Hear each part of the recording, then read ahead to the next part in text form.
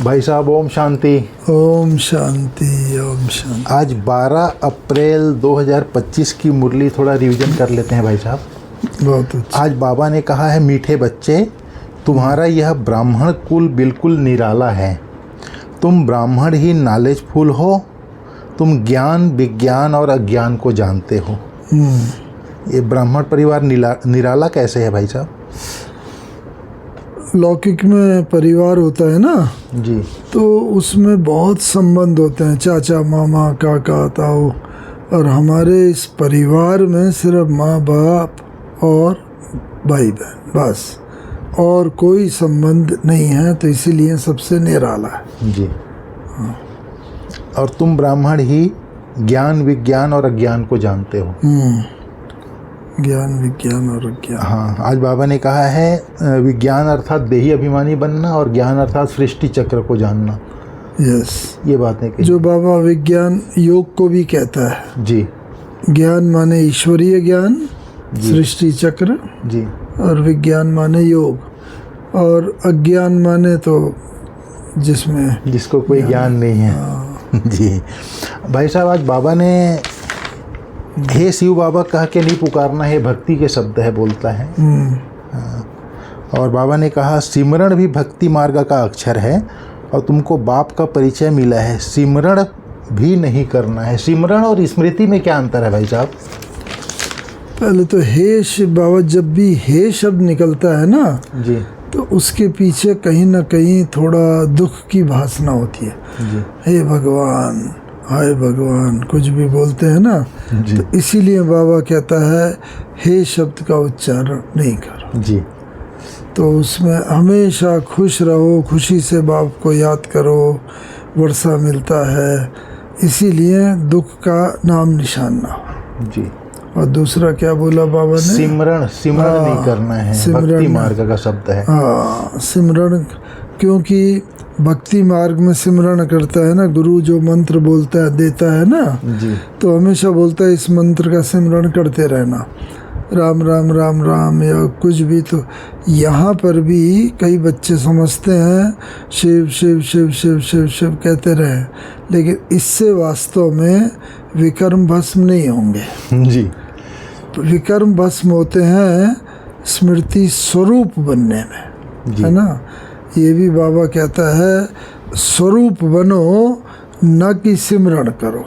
जी। तो इसीलिए ये भी सिमरण नहीं करना है कि मैं आत्मा हूँ, शांत स्वरूप हूँ, ये सिमरण हो गया। जी। लेकिन उसके स्वरूप बन जाओ वास्तव में, जैसे मैं सूक्ष्म आत्मा हूँ, प्रकृति के बीच में विराजमान हूँ, कहने की बात नहीं, बस अनुभव ये करो, स्वरूप बन जाओ।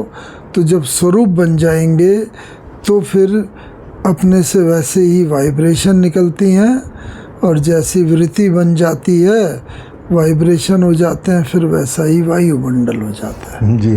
तो इसीलिए वृत्ति को अपनी खास ऐसा बनाना है कि जिसमें सिमरण ना हो बल्कि स्वरूप बन जाए, स्मृति स्वरूप बन जाए। स्मृति स्वरूप। आज धारणा के लिए सार में है भाई साहब, जितना टाइम मिले उतना टाइम रूहानी धंधा करना है। आज प्रश्न उत्तर मैं भूल गया था।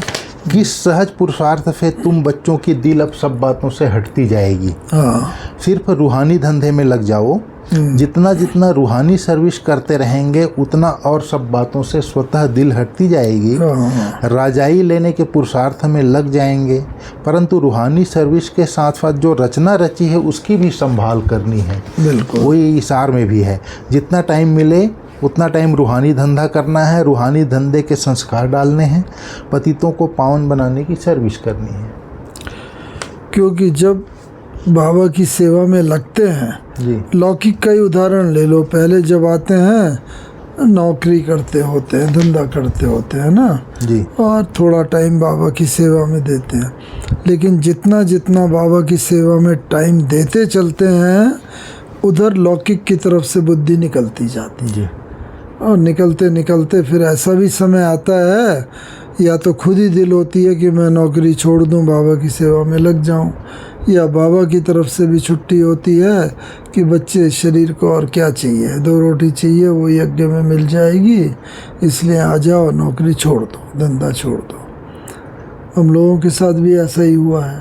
तो इस कारण से यही जो बाबा ने बताया प्रश्न उत्तर में ना, तो जब इधर की तरफ बुद्धि लग जाती है तो दुनिया की तरफ से बुद्धि निकल जाती है, नौकरी धंधे से।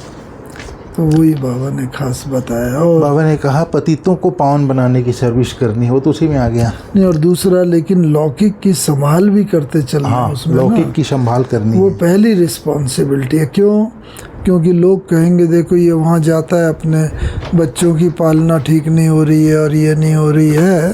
तो इस कारण से जब ऐसी बात होती है तो फिर लौकिक की पालना में डिस्टर्ब नहीं होना चाहिए। ऐसा नहीं होना चाहिए जी। कि लौकिक की पालना करना भूल जाएं और अलौकिक में ही सारा बैलेंस रखना है। बैलेंस रखना। जी जी। बाबा ने कहा अंतर्मुखी बन बाप को याद करना है, मुख से हे शब्द नहीं निकालना है, जैसे बाप को अहंकार नहीं है ऐसे निरहंकारी बनना है।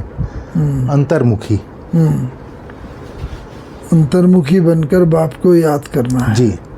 क्योंकि जितना बाहर मुखी रहेंगे ना तो बाबा की याद नहीं आएगी बाहर, क्योंकि बाबा तो अंदर का वो है। अंतर्मुखी यानी बाहर से सारा समेट करना, तो अंतर्मुखी वो है।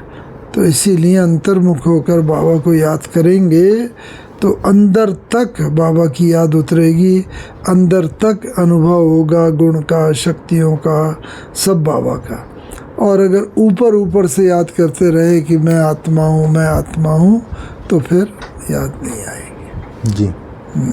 बाबा ने कहा जैसे बाप को अहंकार नहीं, हाँ, ऐसे निरहंकारी बनना है। बाप इतनी बड़ी अथॉरिटी है, उसको कोई अहंकार नहीं है, ऐसे निरहंकारी बनना है। सही बात है। और क्या?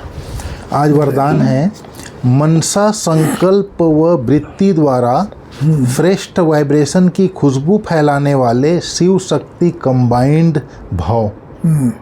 मनसा संकल्प व वृत्ति द्वारा श्रेष्ठ वाइब्रेशन की खुशबू फैलाने वाले शिव शक्ति कंबाइंड भाव। जैसे आजकल स्थूल खुशबू के साधनों से गुलाब, चंदन व भिन्न भिन्न प्रकार की खुशबू फैलाते हैं, ऐसे आप शिव शक्ति कंबाइंड बन मनसा संकल्प व वृत्ति द्वारा सुख, शांति, प्रेम, आनंद की खुशबू फैलाओ। रोज अमृत वेले भिन्न भिन्न श्रेष्ठ वाइब्रेशन के फाउंटेन के माफिक आत्माओं के ऊपर गुलाब वासी डालो। सिर्फ संकल्प का ऑटोमेटिक स्विच ऑन करो तो विश्व में जो अशुद्ध वृत्तियों की बदबू है वह समाप्त हो जाएगी। राइट। तो बेसिकली चीज है कि वृत्ति, जैसी वृत्ति होती है ना वैसा ही वाइब्रेशन, ऑरा बनता है। जी। तो जितनी भी महान आत्माएं होके गई हैं उनकी वृत्ति महान थी, तो उनका ऑरा भी इसीलिए गोल्डन या ऐसा दिखाते हैं। जी। तो वृत्ति से वाइब्रेशन बनती है और वो वाइब्रेशन से ही ना वायुमंडल बनता है। तो ये बिल्कुल वही बात है। स्थूल में जैसे अगर बदबू हो तो थोड़ा स्प्रे कर देते हैं खुशबू की, तो खुशबू फैल जाती है। तो ऐसे ही जो वृत्ति दुनिया में होती है, लोग आपस में बैठ के बातचीत कर रहे हैं, निंदा पर चिंतन कर रहे हैं, तो वैसा ही वाइब्रेशन बना हुआ है। जी। लेकिन जब कोई ऐसी आत्मा आती है अंतर्मुखी और ईश्वरीय सेवा में डूबी हुई, तो वो उसकी वृत्ति चूँकि महान होती है अंतर्मुखी, तो वाइब्रेशन भी चेंज हो जाते हैं और वाइब्रेशन से फिर वायुमंडल। तो वो अपने आप ही देखो, लौकिक में उदाहरण भी देते हैं, शमशान घाट में जाते हैं, टेम्परेरीली आदमी की वृत्ति जो है वैराग्य वृत्ति होती है, तो न चाहते भी सब वैराग में आ जाते हैं। जी। और वैराग्य वृत्ति होती है और उसमें खुद ही अंतर्मुखी जैसे हो जाते हैं। लेकिन जैसे ही बाहर गए तो वो चूँकि हद की वृत्ति होती है, हद की बात होती है, इस कारण से वो तुरंत ही बदल जाती है। जी। तो हमारी वृत्ति जो है और अंतर्मुखता या बाहर मुखता का बहुत गहरा कनेक्शन है। जी। हाँ, तो हमारी वृत्ति अगर ना अंतर्मुखी वृत्ति है तो वाइब्रेशन भी और वृत्ति भी हमारी वैराग वृत्ति होती है। जी।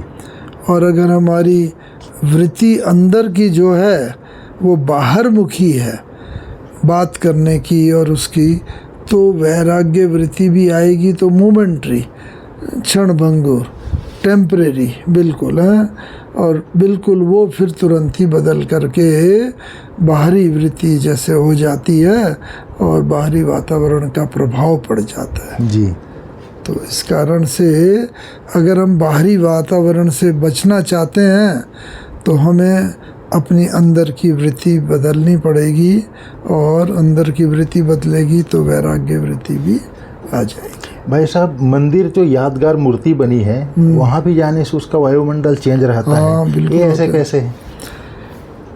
ये हम चैतन्य आत्माएं, जी। हमारी तो मूर्तियाँ ही हैं। जी। तो चैतन्य के अंदर हम लोगों ने जितना ये वैराग्य वृत्ति का अभ्यास किया है, जी। तो मूर्ति भी जो बनती है तो बाहरी रूप से तो मूर्ति शारीरिक रूप वैसा दिखा देते हैं, जी।